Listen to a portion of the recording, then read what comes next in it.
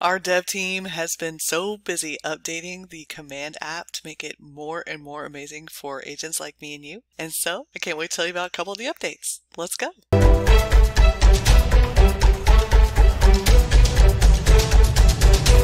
Hey everybody, it's your favorite tech trainer, Bren Brewer.